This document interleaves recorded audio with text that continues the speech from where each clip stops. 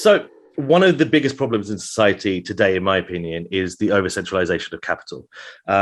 Individuals have too much capital, they're able to leverage their reputations, and they're able to use that capital to buy influence and blah, blah, blah, blah, blah. We end up where we are. So I just wondered, that's a particular problem in media and journalism. So I wondered, how do we create a situation where things like journalism or investigative journalism, other public services, which are not as sexy as other things, how can we still incentivize people that these public goods are worth their investment, or they're worth the respect that they're due? Because there's going to be a tendency to, like you said, the exchange or whatever it is, the big stuff, right? Or the exciting scoops with news. But actually the really gritty investigative journalism in this example, it tends to not be read by many people. It certainly is not read as much as the salacious and the sensational news stories. So how do we ensure something that isn't necessarily valued by the masses, but is very, very important to ensuring stability and freedom? How can we ensure that has a value, and that value is recognized by the community? All right. Well, first of all, there's lots of different people that are competing to provide this type of service. And there are people out there that actually value the work that these people are doing. Right. And they don't want all that garbage stuff that gets clickbait. Right. So you have to remove the old model of, hey, views is how I make money. No, views is not how you make money. Serving your customers is how you make money. And your customers are the people that actually value what's going on. The problem is, how do customers know that they're buying something good? Well, if you have a guild of investigative journalists, news folk like yourself, and everyone there is competing to do the same thing, and you're all ranking each other, right? And then you just publish it on a website, and it gets lots and lots of views because it's the best of the best of the best, and you guys have all agreed who's been the best investigative journalist amongst yourselves. Now, me as an end user, I'm like, I really like what they're doing. I'm going to buy their respect, all right? And now when I buy the respect, now that's creates more motivation for more competition among the investigative journalism. So it's like, wow, maybe this is really good. Society needs this. And people respect me because why do people look? I got all this respect for the investigative journalism. I spent my money to make all that possible. And that's why people respect me, because I'm the one that's funding the investigative journalism. Right. And so that by holding the token and staking the token, I'm now earning other subjective forms of respect in society, like a philanthropist or whatever. So it's just like people hold Bitcoin, say, hey, I'm supporting the cause of Bitcoin and alternative money. And, but it's the same kind of thing. You're creating an opportunity for people who believe in a particular cause to fund that public good, to make money, earn more respect when more people in the future value that. Right. And so it creates this symbiotic relationship where the company, all the people doing the work, reach consensus on who did the best work. And then the customers can also be the investigative journalists. They just buy the token at the end of the day and say, this is what I'm willing to pay for the work you guys collectively have done. And that's where the tokens get their value. So, I mean, is there a fear, though, that should the community not understand the value of something, but they would understand the value if it wasn't there, then they wouldn't necessarily assign it a high enough respect value for it to continue? What I mean by that is, what if the audience pool was so small for investigative journalism, or to the contrary, the investigative journalism was potentially highlighting problems with some of those fractals or whatever, therefore they might be de-incentivized to support them. And I just wondered, in a situation like that, obviously you can change the leadership, but doesn't it still need a leader or someone or a group of people to kind of identify that as a problem and kind of lobby the others, really? Well, since fractals are limited to 7,776 people per fractal at the governance layer. You can have millions of users that are transacting in the respect of a particular fractal. But from a governance perspective, it's limited to that. It means there's lots of opportunities to have competing organizations that have different DNA. You have to be invited to a fractal and you can be kicked out of a fractal. So each fractal is going to have a culture and that defines who they are, and they're reaching consensus on who's in and who's out. And if they do a good job of that, they're going to attract the best talent. They're going to be respected both internally and externally, right? And if they do a bad job of it, they're going to not attract people who wants to join a group of a bunch of infighting and nastiness, or buy the respect of a group that's doing a bunch of terrible things for society, right? At the end of the day, the free market and voluntary exchange is determining the relative value of all these groups. A fractal is just a way of like-minded people to come together to build a public good or a community around something. And then when the market values it by buying the token, more of that occurs. So it's really a free market that's deciding what's needed and what's not. And I believe that the free market values honest information.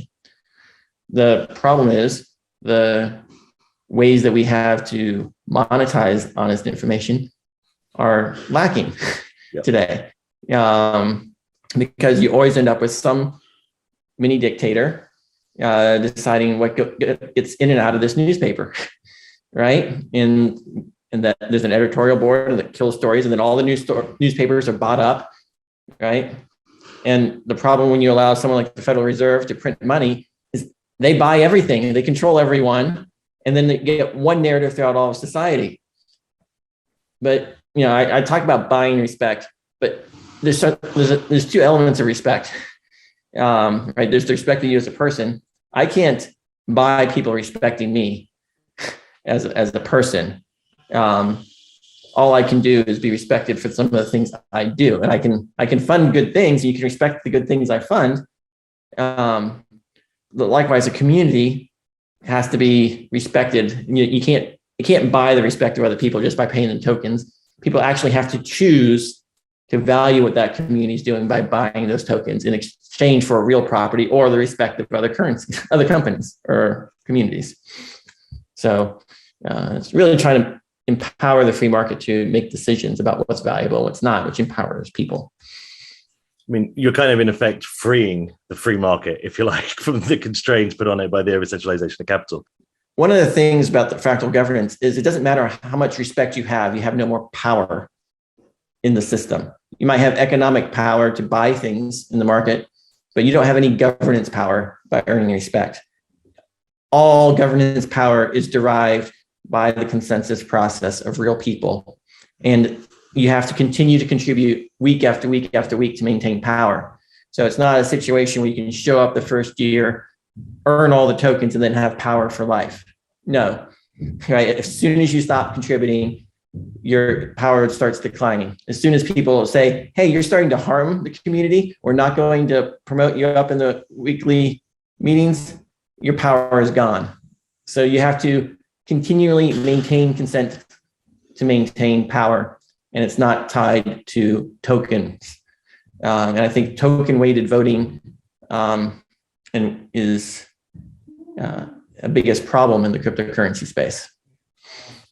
Okay, so just moving on then a little bit into some of the details. This question just popped into my head, so again, forgive my ignorance. In your white paper, you discuss 21 block producers and 11 of them being democratically elected. Is that correct? 12? That wasn't the white paper, that was a FAQ. Oh, sorry, the FAQs, yeah. For the EOS community. So could you explain a little bit how that concept will work? Are these block producers going to... The ones who are democratically elected, I assume they handle governance and the other BPs handle creating blocks, but could you explain a little more how that will work? In my ideal world, 100% of the block producers would be appointed by the council. So if you haven't seen the video, the Council of 12 is the team leaders from the 12 teams that have earned the most respect in the weekly meetings over the past couple months. And the council gets to make basically global governance decisions. They can They can change the community smart contract. They can set guidelines for behavior. They can resolve disputes. They can kick people in and out. They're basically in complete control, kind of like block producers are on DPoS networks. But in order to maintain that position, they have to be contributing. Their team collectively has to be contributing. And it's done on a team basis because teams can be up to 12. So 12 times 12 is 144. There's 144 people that have immediate access to the governance process. The top 12 get to say, hey, we want to do this. But all actions of the council have to be approved with there's a 3-day waiting period, during which if your team members, they elect the team leader, who's the council representative. If they disagree with what their representative is doing, they can change a new team leader and put up there. They only have to reach consensus among 12 people to change the team leader, right? And so that can be done in a couple of days. And then the team leader is going to be probably voted off the team if their leader is not accurately representing what the team wants. So before any council member does anything, they're going to make sure that they got support of their team, which means that the council 12 is representing 144 people out of up to 7,776 people in a particular fractal.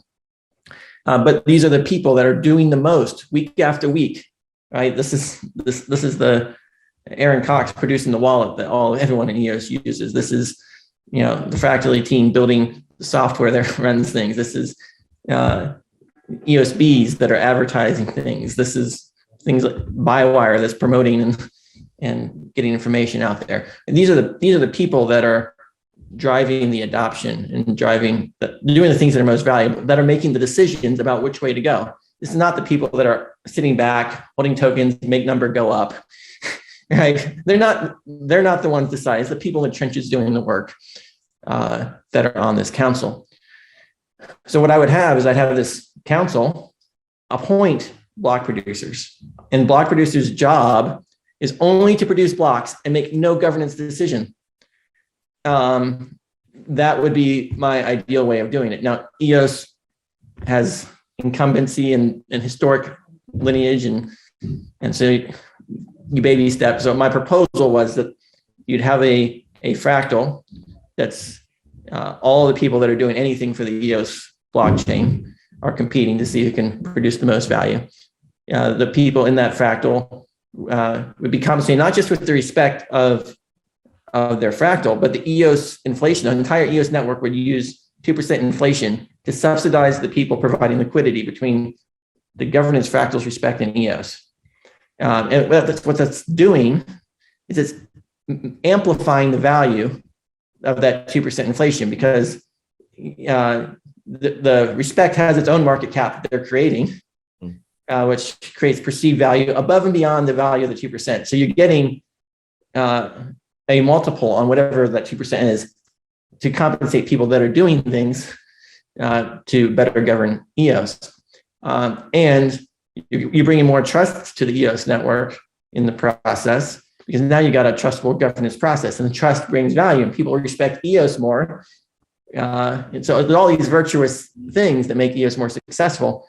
But by having the council appoint 11 of the 21 block producers, that ensures that neither the new system nor the old system has enough to make any decisions. They both have to come to an agreement on system level stuff. And it means that token holders of all EOS still have some opinion, but then the democratically fractal governance, they have an opinion, and it forces consensus in the 21. And that was the idea. So I create Fractally, I create this whole process, and I have a proposal for EOS to adopt it, because I think that fractal communities should be run on a blockchain that's using fractal governance. Otherwise, why would you build a fractal community on a dictatorship? Why would you build a fractal community on something that's Pareto controlled or has incumbent control that you can't change who you want to be consistent from top to bottom to maintain independence of your community. So I believe that this is the best path forward for producing value for EOS. And trying really hard to explain why this produces value, because I guess it's not obvious to everyone. It seems pretty obvious to me, but there's a lot of people that are skeptical, right? I don't know about this process. I'm not here for decentralized governance. I'm just here to make token go up, right? There's a lot of very simplistic thinking, a lot of, stop doing that, just focus on price. No, price follows effort. Price follows people coming together, right? So when I look at what's going on in the EOS ecosystem, I think of it like a startup asking for advice from a consultant and say, hey, my share price is down. I just want my shares to go up. What can I do? I said, well, are you doing any work for your company? No, I can't. I can't pay them to do it. I can't pay anyone to do anything. So are you working at your company? No, I just want the price to go up. Focus on the price going up. All right. I suggest you hire some people to do some things to produce some value. Like, oh, I don't have any money to do that. All right. Then you have to issue shares to raise capital, pay people. Otherwise, it's just going to continue falling because you're not producing value. It's like, well, I spent all this money last year. I spent billions of dollars last year. The price should just go up automatically from now. Like, okay, sunk cost. Whatever you did last year is not relevant. You always have to invest in the present, which is, if you're not investing in the present, then the company is going to decline. The community is going to decline. If you're expecting people to do something for nothing, the community is going to decline because there's not that mutual respect going on. Why should anyone contribute to the community if the community is not contributing back to them? It's, if the community is not respecting them and respecting their contribution. And that's why communities fail. And so in the blockchain world, everyone's like, wants to take a monetary approach. This is money. Inflation is stealing my money. Everyone should just use this currency. And if you just use this currency, then I'll get rich. But by the way, I'm just going to sit back and demand that everyone use my currency so I can get rich. That's the mindset, and it doesn't. It's expecting something for nothing, right? And governments expect that often, and when people start expecting something for nothing, they feel entitled. They're not giving mutual respect to other people, and that mentality is toxic. You have to be generous, and the community has to recognize the individuals, and the individuals have to respect the community. If that synergy breaks down, community falls apart. Yeah, I totally agree. And I think if people want to know what they need to do to rise the price of something, it's just basic economics, right? Add value, create demand. Create demand, people will buy it, and then the price will go up. It's not rocket science. So I think, yeah, just to go on to a bit more specific stuff now about the actual structure of how Fractally will work. So in my experience of Eden, this happened to me. So we only had 4 in our group. Now you've said that some groups will have 5 people rather than 6. The goal is to have 6 in every group, but some will inevitably have 5. Obviously, some will have 4 because people are not turning up and so forth. But on the whole, it's going to be unlikely that there's going to be 4, because with the Fractally process, we don't actually assign groups until literally minutes beforehand. So we already know who's in the room. And so unless somebody shows up like 5 minutes and then leaves, you're not going to have groups of 4 very often. But yes, there will always be a couple groups of 5 just because the pigeonhole principle, right? You have rounding. Yeah. So I understand those groups of 5 will be randomly chosen, but I just wondered, because they are unable to progress a 6th individual, are those groups at a disadvantage through no fault of their own? No, they get to pick the top 6. The missing person is the lowest ranked person in the group. Oh, sorry, I misunderstood it. So the 5th individual would still progress to the next level then? Yes. Oh, yes. Okay. Yeah, they're picking ranks 6, 5, 4, 3, and 2. Rank 1 is an empty slot. Okay. Well, that's brilliant. That solves that. As users rank themselves, won't those with the greatest public history still be favored than those without it? So if someone is well known in the community, they're outgoing, won't they have a better chance of progressing than someone who isn't? Yes. So every group of 6 is basically a random sampling of the community. If you're known by half the community, then half the people in your group are going to already know you, and your reputation is going to be brought, and they're gonna, that cuts both ways, right? If you're earn a reputation for harming the community, you're going to be out. You're going to be screwed. You might as well leave the community because you're never going to go anywhere in the weekly meetings, right? But if you're constantly out there doing good things for the community, then that's why you're going to advance. So yes, your public reputation matters and popularity matters, but it's not just pure popularity where, all right, 51% of people like somebody. You're still in a group that's randomly selected, and you still have to reach 2/3 consensus, right? And so if you have a controversial figure, say a Donald Trump type character, half the people love him, the other half hate him. Well, guess what? He's actually not going to do very well, because the group's going to say, no way in hell are you getting to the number 6 slot and being promoted. We might rank you 3 or 4 to kind of compromise, but we're not going to promote you on up. Right. And so that really creates a filtering mechanism. Right. Now maybe some weeks, some Trump will be allocated to a group that's full of his supporters, and he'll go up that 1 week. Right. But then at the next level, you're going to get a whole bunch of people that would, it's not going to go very far if there's not broad consensus that this person is adding value. Right. And so things will change and ebb and flow over time. But yes, reputations matter. And that's why a social platform where people can actually publish content, vote on content, and earn respect is part of the platform. You don't have to attend weekly meetings to earn respect. If you're willing to buy some respect, risk it by paying to post, because there's only so many posts per day that's allowed, which prevents spam and ensures quality, right? You don't want people just plagiarizing everything out there. But you're saying, hey, I think this content's valuable enough that if it was put to a vote by the most valuable contributors, as judged in the weekly meetings, that they will value this work and you can get paid. And then that's a good way to get known, because the entire community is going to be reading the blog posts out there. So you're doing something great. You're reading. Now you get a popular celebrity in your own right. Now you can actually do better in the weekly meetings. And if you do well in the weekly meetings, you get more vote over which content gets compensated. And so you have a lot of synergy there back and forth between there. So popularity still matters. It's part of building consensus. It's getting information out. But not in the way that popularity helps with traditional elections, where the candidates are chosen for you, the media chooses who's public, and that media is not decentralized. Here, the media is decentralized, and then who gets popular is not as much a factor of some incumbent that's deciding who gets to broadcast to the community, who doesn't.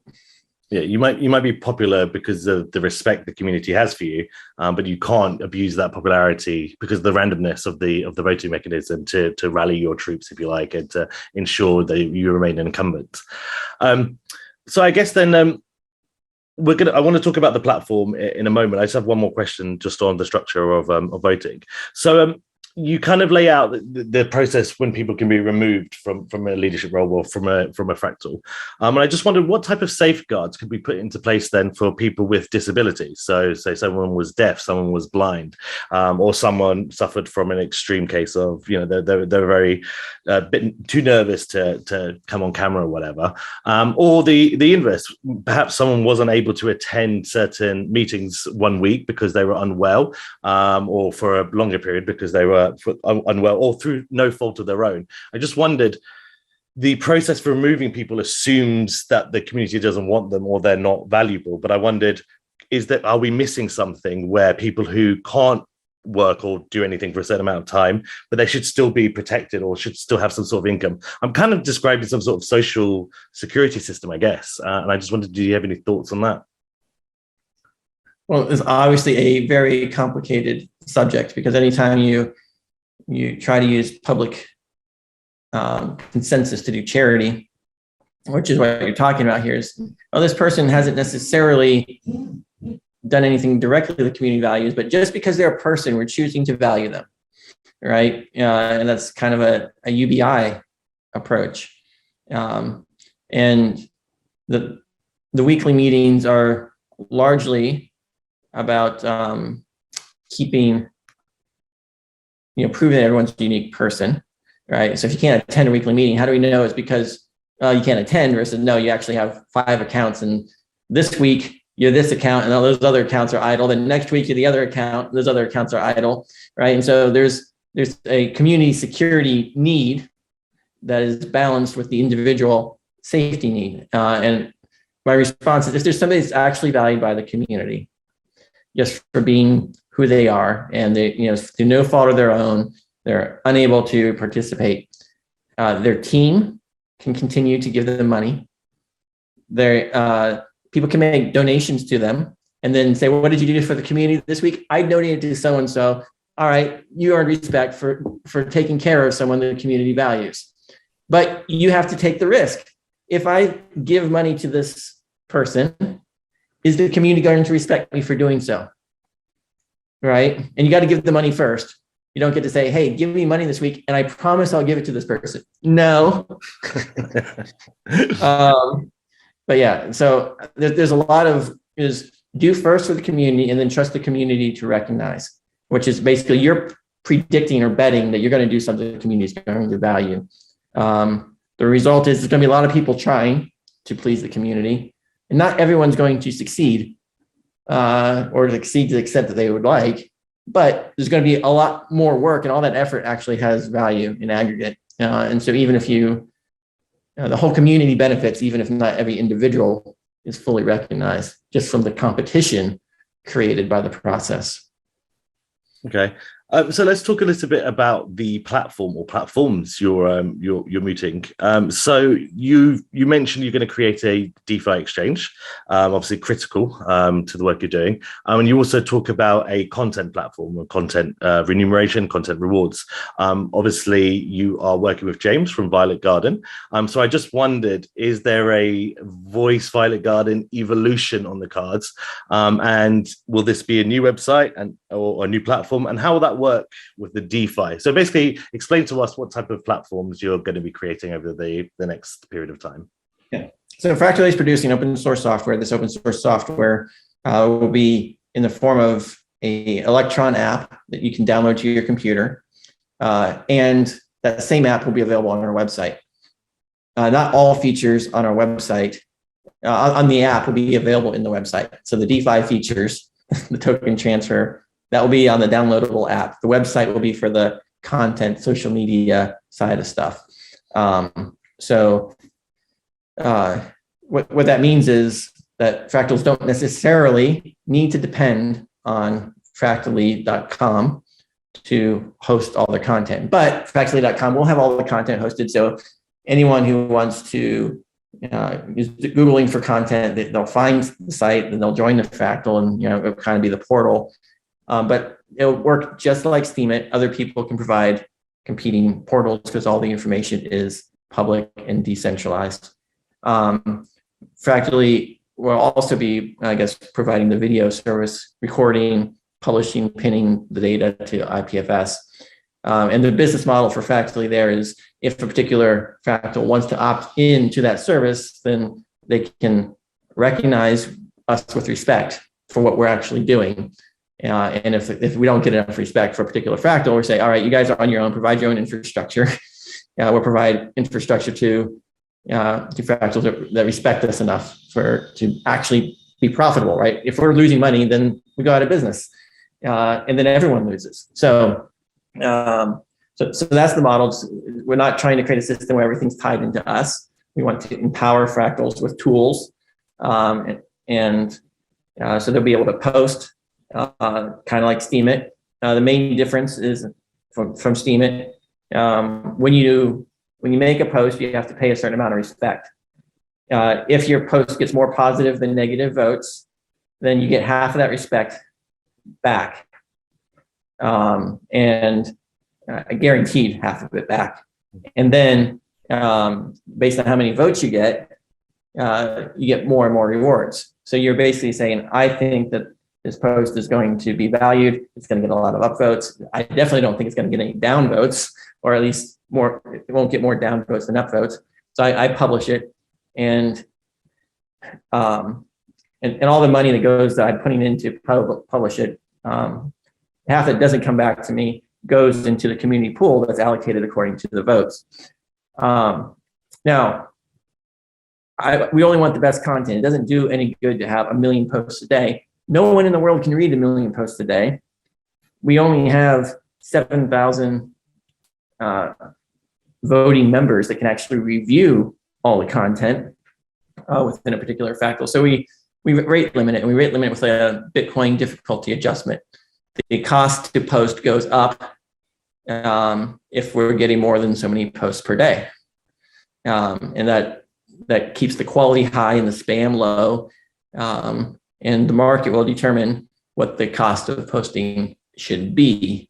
Because, Jordan Peterson said recently, there's a cost to communication, right? We got to filter it. We got to, and so if we can, it's not that we're censoring communication, saying you can't publish it. No, we're saying if you have something you think is valuable to this community, it's going to get more upvotes than downvotes, or you want everyone to read and you don't care whether or not they, say you're an advertiser, right? You publish an ad on there, you pay for that ad, and next thing you know, downvotes. Okay, that's the cost of talking to the community, right?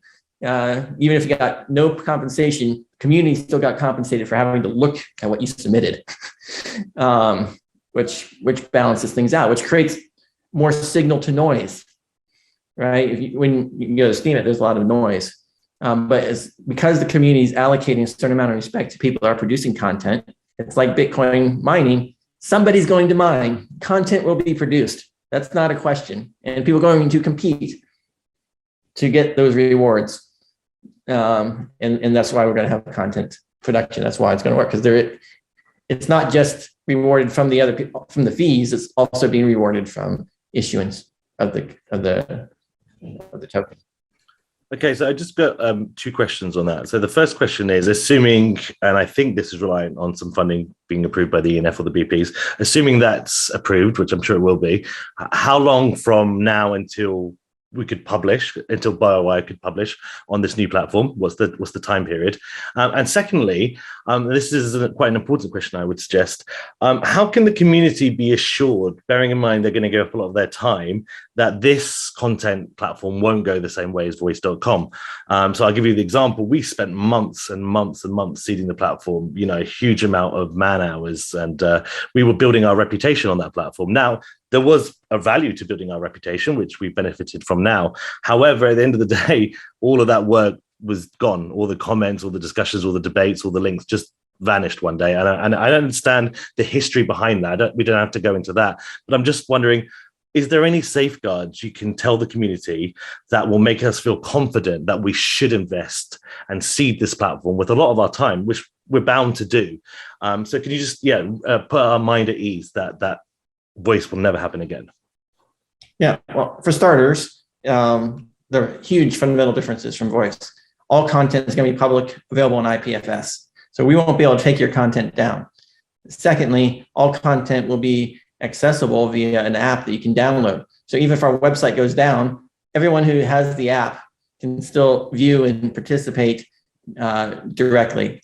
Third, anyone can host a website that clones us on a different domain. So if we go down, it'd be like Hive, right? Hive split from Steam, and the entire user base migrated and took on a life of its own. So all those things combined mean that if there's demand from the community to have their content, they can still have their content. There's no lock-in, there's no domain stuff right there. The way that Voice took down that content, when they could have kept the content up, hosted as a static site even, at almost no cost, would have been a better way to respect the people who contributed to Voice. I think that was a tragedy. I put a lot of content on Voice, and now it's gone. Yeah, so it's a lot of work, and it was just sad to see it all disappear. And it was almost, sure, I got a notepad file with my content in it, but it's almost a little insulting. So then moving on to, say, liquidity, for example, who decides then how much EOS liquidity flows into a fractal or into the fractal token liquidity pool? And for example, if there are, say, 10 fractals, do they all get equal liquidity distribution? And if not, how is that decided? Well, at the end of the day, the Council of 12 has complete control over the smart contract of each fractal. And the block producers are in complete control over the governance of EOS, right? So anything is possible if people can reach consensus. The way that I propose in the paper is that each fractal votes on other fractals that they want to subsidize, and then it uses a Fibonacci distribution of subsidy. So the first top ranking one gets the highest, and then it goes down by the proportionally. So, there's going to be 12 that get compensated, right? So every fractal has 12 links to other fractals that they're actively subsidizing. But what that prevents is a situation where you get tight groups where everyone's equally subsidizing each other and ignoring the rest of the world. You can't do that because if everyone follows the same algorithm, now they're not bound to follow the same algorithm, but I'm proposing that it's in everyone's best interest to encourage a mesh network of liquidity instead of centralizing liquidity where everyone provides liquidity to EOS and no one provides liquidity to each other, because that's just empowering a central leader instead of empowering the group, right? And that's actually bad. That makes everyone vulnerable to EOS governance and vice versa. So my proposal is effectively EOS is a fractal, and it should be treated as like one fractal, and all the inflation should be given to one fractal, and then that fractal subsidizes all the other fractals. That way we don't have to have another governance process that's special case for EOS at the root that's different from everything else. EOS will just be the first fractal. So EOS becomes a fractal. Now, one way that EOS could become a fractal is to have the currency of the fractal actually be EOS. And now there's complete alignment, and you're basically giving that fractal a large percentage of inflation. And if to go that route, to avoid creating another token, I actually believe that communities need to have at least 5% inflation, and it should be going into this process of being distributed accordingly. So if 5% of inflation was divided among everyone as the respect token of the EOS network, then everything is completely aligned. The problem is this going to be an English-speaking or a Chinese-speaking fractal? And for that reason, the EOS network might want to say, well, we're going to be bilingual. We're going to have two different, but now you have two different currencies. Who gets to inflate the EOS? Now maybe they each get a budget of EOS, and you hard code that the Chinese community is equal to the English community. But that's the hard coded allocation. Markets aren't deciding things. So, but let me get back to there's a principle here. Somebody who did something 20 years ago, doesn't matter what it is, what the value of that decays with time. End of story, right? It's what have you done recently for the community? Because if no one's doing anything recently, then the community's dead, right? It's not about the investment in the past, it's about the investment now. And so respect constantly has to be allocated to present investment. Now, you don't want to have it decay so fast that no one's willing to actually hold it, right? Like, hey, last week I gave you $1. Who cares? No, that dollar I gave you last week is still relevant, right? Maybe the dollar I gave you 10 years ago, not so relevant. So that's why I think there needs to be at least 5% inflation going to present contributors, which devalues historic contributors. And by doing so, you get a renaissance, a new investment in the ecosystem. Now, what's that going to mean? It's going to mean, well, gosh, all the people that put the money into buying EOS and the billions of dollars down the drain, that means they have to realize that money is gone. That's all sunk cost. That's, if you just say, well, I'm entitled to get it back, and you sit on your entitlement to get all that back and to do that, you're not producing value. If you're not producing value, you're not helping yourself. Right? And that's,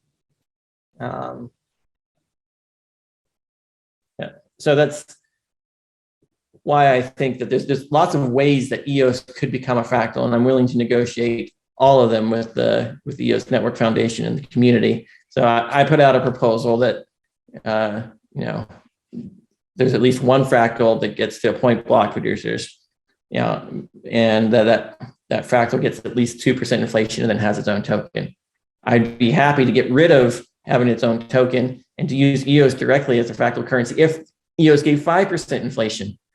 But I really think that 2% inflation subsidizing a fractal token, fractal's respect, will have a multiplying effect equivalent to 5% inflation of EOS, at the risk of potentially creating tribalism between respect holders and EOS holders. But inflation is such a touchy subject, and in the ecosystem, that I think it's going to be hard. But when a company is down, the only way to grow is to raise new capital to fund present investment. And in the case of EOS, the ICO, it's not really ICO, it's a token auction distribution, a secondary sale, if you will. That was designed to mimic Bitcoin mining, right? Where people do work, burning money, and they're given tokens, and we respect them. Hey, Bitcoin holders, we value your token. Yes, we know you've wasted tens of billions of dollars, maybe hundreds of billions of dollars at this point on electricity. But you're not complaining that the power companies aren't doing anything. So the only way things grow, maybe Bitcoin has enough people that just value the concept that they don't need to fund growth in this way.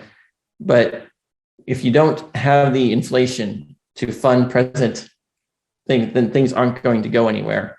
And that's why I think that the EOS community is best off if they can have a governance process that can enable them to reach consensus on who's doing what. And if you do that and you accurately reward the people that are contributing, more people will contribute. And if more people are contributing, more value will be produced. If more value will be produced, the token price will go up. That's the equation. Really, really simple. So then, Dan, your answer begs the question. Do you support the EOS Network Foundation's legal efforts then to reclaim some of that $4 billion from the original token sale distribution, or do you oppose it? And if you do oppose it, why? Well, I fundamentally oppose it because I think the entire point of the system is to create an alternative means of reaching consensus on property rights compared to the existing legal system. By going back to the legal system, you're admitting we don't have the tools, we're not going to cooperate. And you're asking someone else to have authority over, you're asking violence to be brought into the mix to enforce whatever's going to happen. And, maybe in the case of ENF, they're just trying to extort money because of the IPO that Block.one is trying to do, is say, hey, we don't even care if we have a case. We just know that they're vulnerable and accusations enough to get them to give us money. All those things is not the type of engagement I want to see. It's not the type of community I want to be a part of, honestly. So I really, really hope that the ENF reconsiders and retracts what they're doing, because it's creating an environment that's uncomfortable for me to want to support. Is your hesitancy for this legal case anything to do with your own personal circumstances, or is it the fact that it's just it's antithetical to what a DAO or what the future of EOS should be? Yeah. So what's your motivations behind that? Well, Yves has already, he sent me an email assuring me that I'm not involved with this, and that they have no beef with me personally. If I take him at his word, then that means that I've got no skin in the game as far as the outcome of this. I think the case is meritless in terms of what it's trying to do. I don't understand the legal grounding, and Yves won't even share it with me because I'm not. There's like this firewall between what Yves trying to do just because of my association with Block.one, and it's nothing to do with me trying to side with Block.one or anything like that. Even if everything is true and Block.one is evil and they stole money and they're guilty of everything people are saying, I don't think that violence in courts is the way to solve the problem, right? Recognize, hey, we as a community made a misjudgment about what we thought was going to happen. All right, lesson learned. What are we doing today to grow? And I think that the lawsuit promotes this antagonism. It brings the past into the present. It puts it in the media constantly about that. Everyone associates EOS, Block.one, scam. All that stuff just stays alive instead of EOS has moved on. We're doing all these great things. Yeah, Block.one has nothing to do with us. We don't care about Block.one. No, everyone's still caring about Block.one. And by caring about Block.one, everyone says, no one wants to contribute. If EOS represents the respect of the EOS community, no one wants to buy EOS because they think it's paying homage to people who were defrauded by Block.one, right? If you think about what EOS represents, it represents the people who gave money to Block.one, right? Both internally and externally. And that's a real challenge, because why would I want to respect the people who gave money to Block.one? Why would I want to help them make money? Right? That's the question that people are asking. And so this lawsuit against Block.one has nothing to do with me. I would be against it regardless of if it was the Ethereum Foundation against Fractally. I would be against it. I realize that people think that there's this conflict of interest, think that I'm secretly aligned with Brendan or Brock. I'm just here trying to solve real problems with technology and philosophy and to communicate that. And I've attempted to partner with various people, right? Charles Hawkinson, Ned Scott, Brendan Bloomer, Yves, right? I've attempted to partner with all these different people to handle different things that weren't my strong suit.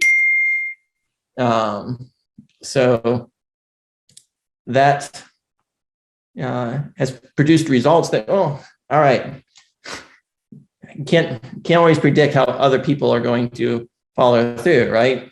Brendan assured me that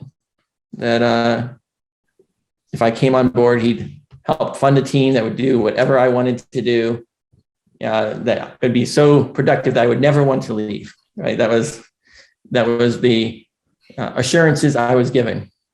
The reality of the situation is regulations and fears and other things like that meant that I actually didn't have the power or authority to do the things I actually wanted to do within Block.one. Is that Brendan break default on his promise? Is that government scaring Brendan and legal team to do that? Is the fact that who would have thought we'd get $4 billion for the sale? Now we got all this potential loss and shareholders were accountable to. There's a lot of factors here, and I don't want to throw anyone under the bus. But there's just this lawsuit against Block.one. It's not even a lawsuit yet. It's a threat of a lawsuit. So that I think that's doing more harm than good to the EOS community. I'm severely disappointed. Yves hinted to me that something was coming, and I advised against it. But I'm not in control of the ENF, and I think there's a lot of people that are just tired of the fact that we're reliving the past. So I think, Yves also made me assurances that, hey, join me, I'll fund you to do what you want to do. I don't want to tell you what to do or what not to do. I'm going to get you funding to make EOS great. I'm like, great. You take care of managing the block producers, translating things to Chinese, building the consensus, letting them know what I'm doing. Give me a budget and I'll go do it. And now it's like I'm having to beg for scraps that don't even pay me. All the money I've received for the past year and a half has gone to pay my developers. I haven't personally made one dime from the EOS network in the past year and a half. So people might not see that. They think all that money is going to me. No, I've got a team of like 12 or 13 people that actually have to feed their families and that didn't get anything from Block.one, beyond just their salaries. So those are the people I'm paying with the money I'm getting. This 2% inflation that I've asked for, it's not going to me. It's going to the people that are doing work for EOS. I'm just creating the system to empower it. And so if people don't understand that and they think I'm just asking for a bunch of money, that's not what I'm doing. I'm trying to help EOS grow. And if EOS doesn't want to spend the money to grow, I can't help it. That's the end of the day. If they want to go through Yves for everything, okay. But that just means that EOS is just I want to coin a new term here. I'm going to coin a term on your show that I haven't actually introduced yet. But we have DAOs, decentralized autonomous organizations, which I coined to describe Bitcoin. And then we've got these smart contracts that are managing pools of money. Things like the DAO on Ethereum, which had a bunch of Ethereum that was hacked. But so many things that people are calling DAOs, where people come together, they pool their tokens, and they try to do something together with some kind of thing. I call those smart organizations. So they're not decentralized and autonomous because they're dependent upon, they're managing assets. What they are is they're transparent in that everyone can see how the voting is occurring. They're deterministic, but they're not autonomous. And there's still that level of trust. There's still assets that can be seized by someone else, right?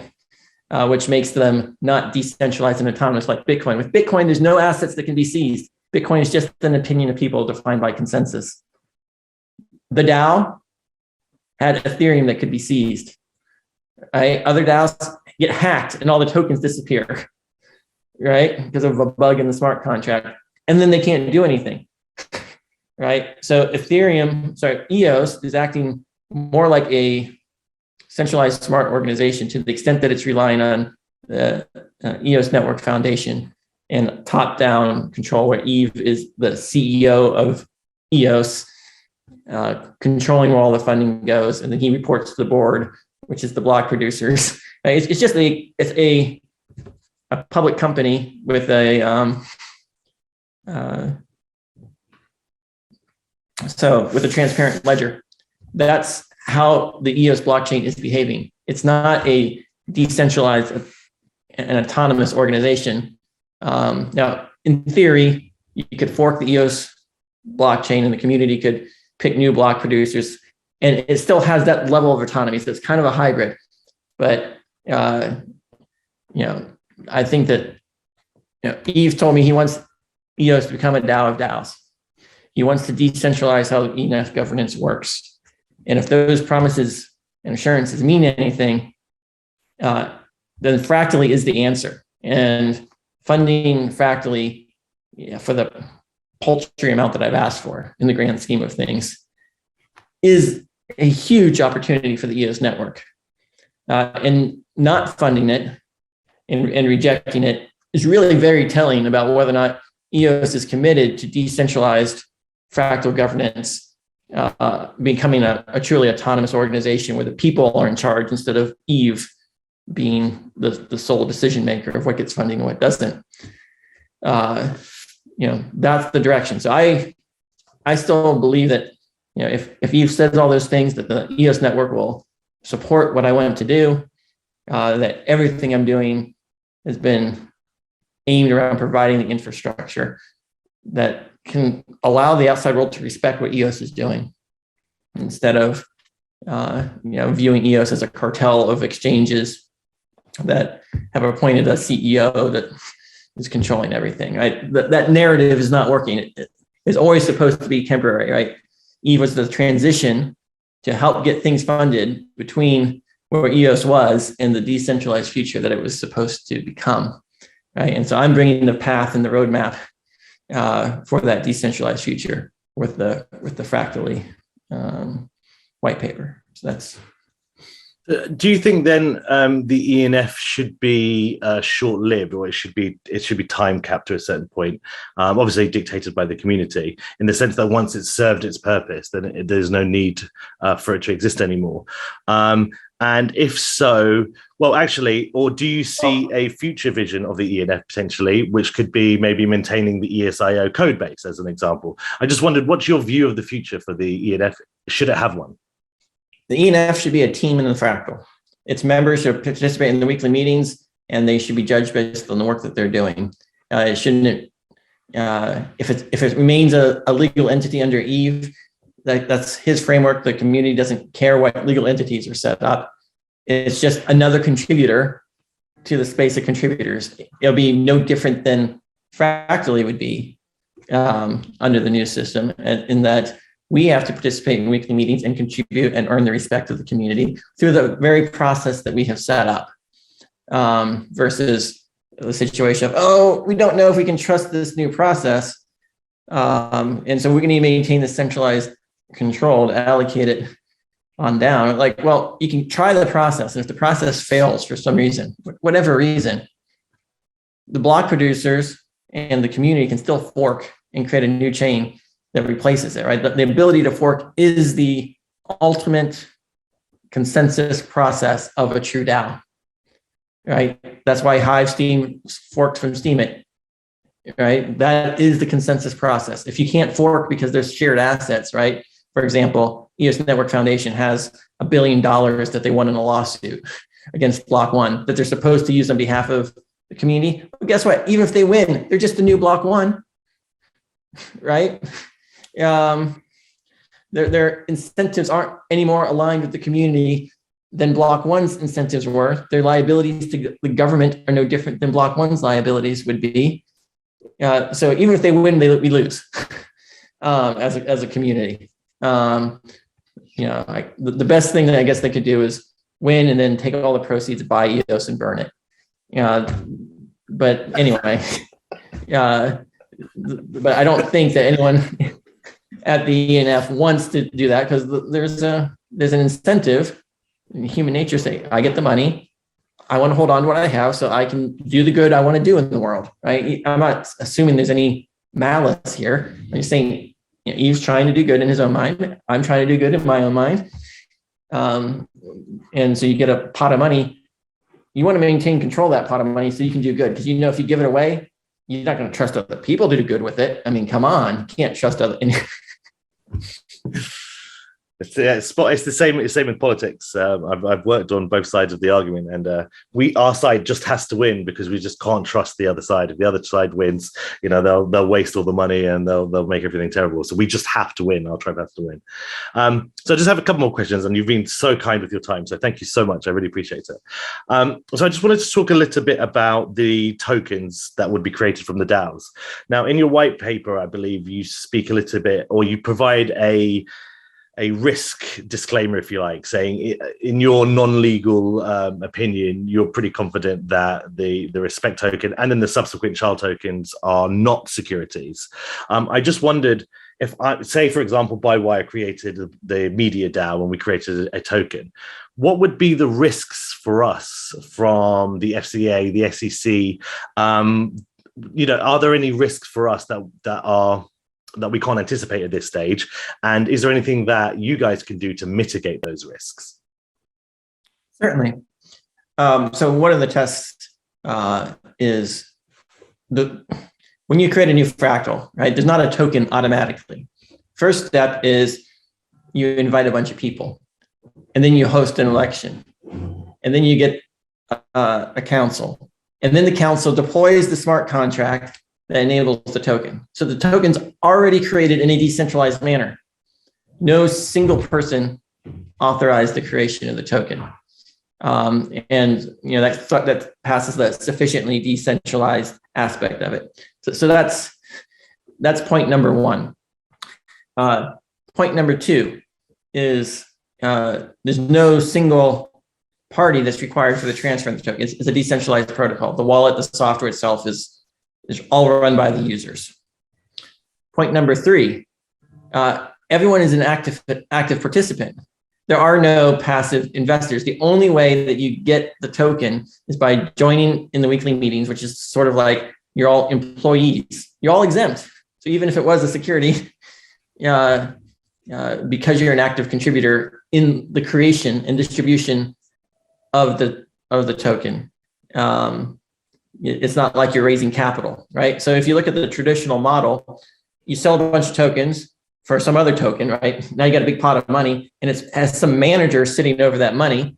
And now those people that put all that money and have to trust that manager to spend that money for the benefit of everyone doing token holders.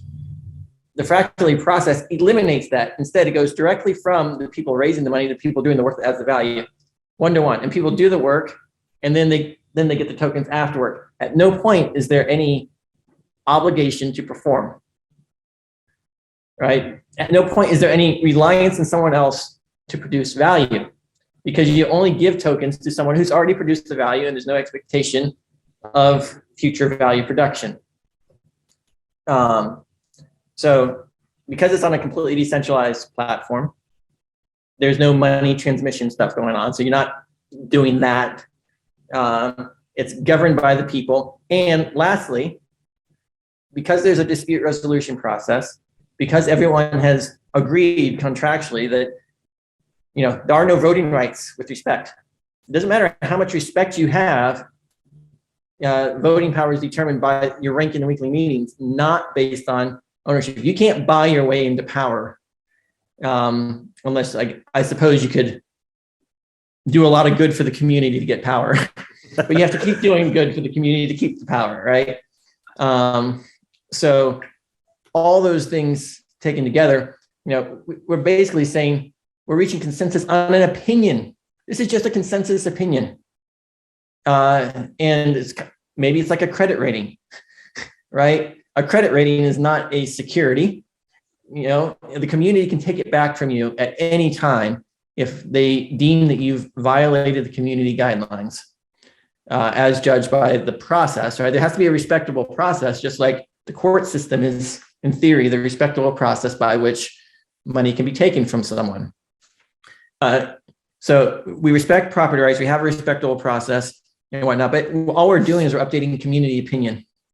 And community opinion, I don't believe, should qualify as a security, especially when you factor in that there's not investment of funds. It's not a collective investment scheme where people are pooling resources to deploy expecting a return. None of those things that make things a security. Now, I say all of that. We live in a world where governments can unilaterally impute things that you didn't agree to. They can say there's a contract. They can reinterpret the meaning of words, and they can accuse you of anything. And so there's always risk, no matter what you're doing, and no one can promise you otherwise. But I think the spirit of what respect is and what we're trying to do here is not in the same spirit as a security. It doesn't look anything like raising money for a joint venture. So that's actually really quite reassuring. So I've just got two questions, and I'm trying something different. So these are questions that were sent in by the community. So I have a question here from Rami James. So he asks, you state that fractal groups will be randomized. Therefore, how does one effectively rank a group of people they know little or nothing about? And if the final executive council can do whatever they want, given the 24-hour, I think it's 72-hour cool-off period, are you concerned that may position themselves, or they may position themselves as dictators, ensuring they are permanent representatives? All right, two questions there. It's almost like a small town, right? So imagine a fractal like a high school, right? There are high schools for 7,000 students. you're randomly grouped with other people. Each person has also got a team badge on it. Right? So you're like, oh, you're on the football team and you're on the hockey team and whatnot. Okay. And everyone's watching what's going on social media, right? So they're seeing the stuff that people are posting, liking all the discussions. So you get in a group and you say, hey, who are you? What is it that you're doing for the community? Oh, really? Tell me more. Oh, I've heard of you, right? Or maybe I haven't heard of you, but I've heard of your team, because your team's doing something that is actually benefiting me because I'm using the services they're providing, right? So there is an element of brand recognition, but even if I haven't heard of you, hey, give me a 5-minute elevator pitch, right? Oh, that's cool. I'm going to go check it out. And then, over time, people learn about you and then you grow. So, this is about consensus building, which means people actually have to learn, but the process facilitates the communication of information that allows people to get a reputation, right? And once you have a reputation, that's going to be what's kind of factoring into your team, right? You get on a team, oh, I got some ESBs, I got some EOS support over here, I got a block producer. Cool. All right, who's doing the most? Like, oh, you're a core dev? Great. And then you're, so, oh, Vitalik. Wow. Okay. But if you start doing anything controversial, now you got negative reputation. That's going to really hurt you in the weekly meetings. So you got to really be in tune with what the community wants and facilitate that consensus building to be successful. But yeah, everyone has an opportunity to be heard. And because of the 4 out of 6 requirement, if you don't like what's going on with your group, you can say, you know what? No one gets anything. If there's 3 people in a group that say no one gets anything, no one gets anything. So there's a lot of incentive to come to an agreement and to actually discuss and learn. And so the purpose of the weekly meetings is to facilitate transfer of knowledge from everyone to everyone. And eventually you'll start to recognize, and you actually get an opportunity to meet the celebrities in your community. Right. So, that's one of the cool things about that weekly meeting. Now, the next question of, you've got a council of 12. And so now these 12 are representing 144 people, right? Because there's 12 teams of 12, right? These are the team leaders. And they decide that they're going to become dictators for life. Well, guess what? The entire community is going to say, that's not what we signed up for. They fork immediately because all the information for the community is transparent. It is a DAO. It is only reputation. They fork. Everyone moves to a new thing where that thing didn't happen. And those people that attempted that, they're out of that community. And the new token inherits all the value of the old community because it has the respect, it has the consensus. So if it's like a blatant violation of that, it'd be like the Bitcoin mining pools, the 3 of them, choosing to completely try to change the Bitcoin protocol in some way. Bitcoin would just fork because it'd be a new mining pool, and everyone would continue to go on the old path, just like Hive from Steam. So the transparency and the fact that fractals hold no assets of other fractals, even the liquidity pools that bridge things. It's not a situation where your fractal owns shares in the liquidity pool, which would then mean that you have a shared asset. No, fractals are giving respect to the people who own shares in the liquidity pool. And that respect is gone. It's no longer the property of the fractal once it's paid to the people that are providing liquidity.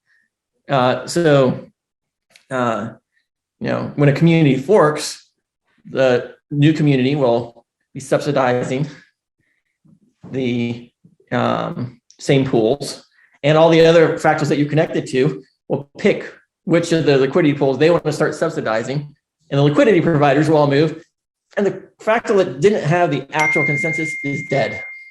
So you've always got that. You've always got that mechanism. Then, should the dictators take over, you've always got the mechanism to fork and restart. So it's impossible to take over it.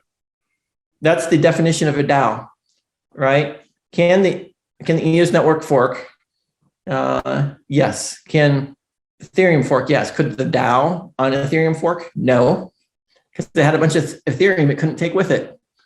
They had to fork all of Ethereum in order to fix the DAO, right? Which means that the DAO was really a smart organization. Ethereum was the DAO. And so I think there's a huge opportunity for smart organizations. And I think all companies should be smart organizations, public or private, because it just facilitates accountability and automation and workflow process. Great. I think smart organizations are great. The problem is you have smart organizations calling themselves DAOs. Which, that would be like Apple calling itself a DAO. I don't care. Why is Apple a DAO? Well, they got shareholders. They're electing people. It's a publicly traded company. No, it doesn't matter how decentralized the supposed governance is. It's a company with real assets subject to existing stuff. You don't get to call it a DAO. And so the magic of a DAO is that it incentivizes behavior only with information, only with consensus information. And it resolves disputes by having the ability to fork that information and then let the market decide which side of the fork has more value. If you have a DAO that's managing a big pot of gold, you can't fork it because that pot of gold can't clone itself. And therefore it's not a DAO. If you have a DAO that's buying real estate, sorry, that real estate can't fork itself, not a DAO. So then we just have one question left, and it feels quite fitting. So this question is from the EOS DAO News, and they asked, will there be a test period planned for Fractally? When will the technology be ready? When can we start using it? And are you building an MVP before you kind of raise the $1 million or whatever you're trying to raise with EOS, or is that $1 million really funding the MVP, the minimum viable product to kind of test the concept? And then just finally, the very last question for me will be, what can we expect next? All right, so the $1 million or so, the 700,000 EOS is actually to do a couple of things, which are only indirectly related to all that Fractally stuff. Creating a new token standard for the EOS blockchain, building basically a decentralized exchange on the EOS blockchain, creating an NFT standard, revamping how account names or premium account names are sold and creating longer account names, and then creating a process for allocating token symbols so that we can reach consensus on that. All those smart contracts we were going to build and deploy, and they don't even depend on the entire Fractal governance process in order for the EOS community to benefit from having a token standard more amenable to secure DeFi applications than what we have today. Having a process for creating NFTs, where NFTs are not just art, right? It's not what we think of an NFT, but an NFT is anything that is an asset that is non-fungible. So for example, a symbol on an auction is an asset that's non-fungible, like the symbol name that you might assign. The premium account name that you want, that's a non-fungible asset that can be paired to your thing. A permission as the issuer of a token, right? Who has that role? That's a non-fungible asset. I could sell you the permission to be the issuer of this token, right? Your EOS account could become a non-fungible token, which now means you can auction your EOS account and all the permissions and rights and all the contracts that are associated with your account. That's a non-fungible token, right? There's not a standard, a means of relating passing these things around. So we create a contract, basically allows you to assign a number for a non-fungible token, and then move who owns it in a way just like you can move tokens around. And with that standard, now you can use your EOS account as collateral in a DeFi application. Okay. It allows building higher order primitives, and the RAM usage and resource usage is very small. Whereas something like atomic assets, it's got all this extra metadata that's associated with it, and the identifiers for the NFTs are larger, and it's not managed by the network itself. It's managed by a single company. And it's not using the same protocol that the new token standard is using. So a non-fungible token and fungible tokens have very similar mechanics for transferring in and out of other accounts. So all those things together make EOS a killer DeFi application for dealing with lots of tokens. And when Fractally comes along and says, hey, we want to create a bunch of fractals, we're going to create a lot of tokens. There's going to be all kinds of opportunities for NFTs and blog posts and permissions, and we want to make the Fractally experience easier. So we want better account names than EOS has currently. So all these things benefit Fractally, but they benefit EOS and the entire EOS community first, and that's what the money is for. It's also for because kind of respecting the existing work that we've already done that we haven't been paid for, right? Creating this white paper is not just writing 50 pages of text. There was a lot of design work. There's a lot of marketing and branding work, a lot of coming up with a business plan and structure work. Some of that's private for us, but us figuring out how we're going to survive is critical for EOS surviving. And so, like I said earlier, I have made zero personal money for the past year and a half since I left Block.one. And all the money that's come in has barely covered the costs of the developers. And my team is growing. So, I hope that the community is willing to respect my efforts personally, my attention personally, enough to actually make it worthwhile for me personally to continue to support the EOS network, to give me the surplus revenue and confidence to hire more people, knowing that the community has my back. Otherwise, it's like, well, I'm going to have some strategy to have a sustainable business model. But my hope is that with this interview and the questions I've answered here, that people will see that Fractally is the best approach for the EOS network. Everything I'm doing is aligned. I want to address something that a lot of people have pointed out is EOS wasn't mentioned anywhere in the Fractally white paper. And that was intentional. I believe the idea of Fractally needs to stand independent of any blockchain where it may be implemented, because it's a process, it's a philosophy, it's a design, it's an architecture. Whereas EOS is an instance, a place where this can be applied. EOS has its own set of constraints and limits and legacy stuff that may or may not be relevant to people wanting to do fractal stuff in the future. And all those are like implementation details. So I wanted to separate the implementation details of how this is deployed to EOS, the politics of EOS, the funding and all that from the idea of what Fractally is. So the white paper is pure from that perspective.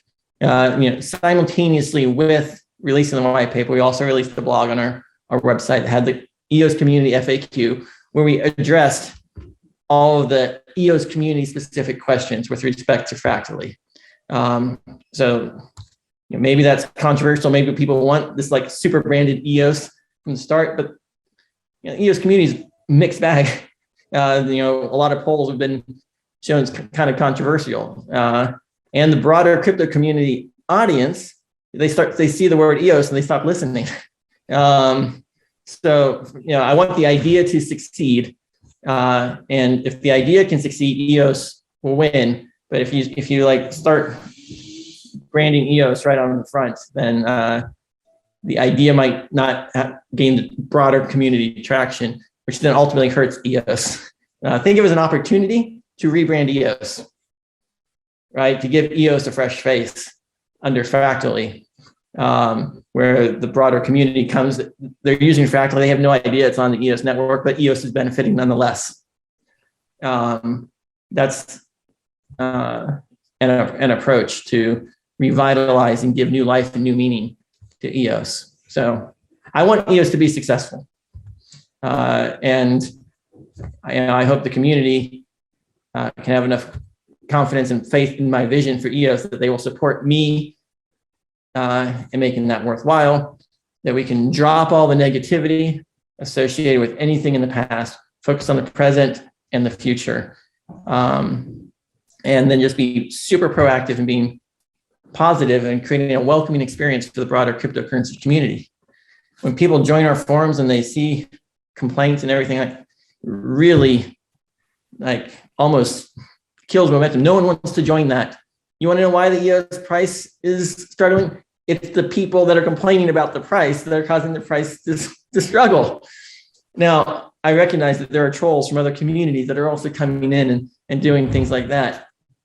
But it's a large portion of it is in our own community, as demonstrated by the ENF, the leader of the EOS community, pursuing a lawsuit, encouraging people to get behind them. That is toxic. That's killing the EOS community. It's killing the culture. And I think we need to move on from that. The future is Fractal. So what's next then in the short term? What kind of announcements can we expect in the next few weeks or months? And when can we start seeing platforms and things coming online? The very next thing that's going to occur is the Eden election on April 9th. In that Eden election, the entire community will have had the opportunity to read the white papers, discuss, to see this video. So I expect a big topic as people are picking representatives are, do the representatives support funding the migration of EOS to fractal governance? And if so, Eden can directly fund what we're doing. And then the ENF can just continue to fund Eden. And that's a way of building consensus on whether or not Eden wants to go this approach. Eden may choose, we don't want to go the fractal approach. We want to just keep doing what we're doing and have one election every 6 months and hope ENF keeps funding us. But this new process makes Eden independent. It frees Eden from reliance on EOS funding in the long term. Now, with EOS funding it, it keeps alignment between the communities so that Eden cares about EOS, but versus just caring about Eden's own growth. But yeah, so that's the next step, is to have this election. I don't want to create a bunch of like half-baked solutions, because what I mean that I don't want to create temporary solutions just to facilitate one Eden election. I want to go straight to the final solution for this. So I'd encourage everyone in the Eden election to mock test the rank sort order of each group and to reach consensus on a rank order. That would be a great next experiment to do. That will, if I suspect it will work okay, but just in case it doesn't, we can learn something from it and tweak how Fractally is designed. But yeah, I'd ask people to do the rank sorting in the next Eden election on April 9th. In terms of overall schedule, the next thing that needs to happen is the EOS community to make a decision. Are they going to officially support this direction for the future of EOS, and do so in a meaningful way, not just ENF saying, yeah, we'll support it, not just block producers saying, yeah, maybe, wait and see, we'll vote for it in a year if we like it, but make meaningful commitments on chain to allocate inflation, to allocate actual money to what I'm proposing. And that will tell me whether the EOS network's ready to move into the future of fractal governance, or if the people that care about fractal governance need to find a new home. So, my hope is that the EOS community will see the value. Well, Dan, I just want to thank you from the bottom of my heart for today's interview, but also for putting in the work, and obviously not having any remuneration, but to create what you've created. It's no mean feat, both intellectually, time-wise, but also to wrap your ideas into a package like this and publicly put them out there and have the world judge them. It takes a lot of confidence and humility to do that. So I would like to thank you for taking those risks, and thank you for providing that direction for the community, because I think without that, we would be lost. So the work you do is vital. And I just wanted to, on behalf of everyone in the community who agrees with me, I would like to, genuinely thank you for that. So thank you very much for doing that. Yeah, thank you for all you're doing to help spread the information and answer questions for people. Appreciate that. No, it's my pleasure. And obviously, thank you so much for today. And we look forward to having you on the show again. Perhaps we'll have another interview around the election time in April and see how that goes. All right. Sounds good. Thank you. Thank you so much for your time. See you again.